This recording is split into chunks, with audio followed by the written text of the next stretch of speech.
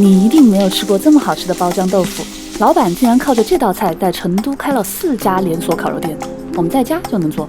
这个豆腐里呢，最灵魂的是加了超多的花生碎，先把花生炒一炒，皮和花生粒就能很快的分离。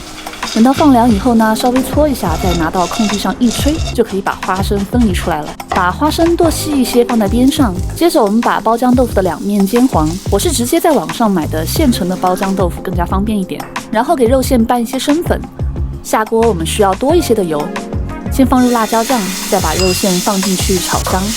店里边那可是真的很舍得放油，基本上是被油包着的。咱们在家里呢，还是稍微健康一点。接着我们再加入生抽、盐、糖，然后把提前准备好的花生碎加进来。这个时候如果油不够的话，就会稍微有点干。再把之前煎好的豆腐加进来，稍微炒一下，撒上烧烤的调味料、辣椒面，还有小米辣和葱花，就完成了。外酥里嫩的烧烤包浆豆腐，裹着满满的花生粒和肉丁，超级爽，好吗？要是再来一瓶冰可乐的话，简直完美。分享更多简单易上手美食，请给我一个小心心吧。我是露露，我们下期再见喽。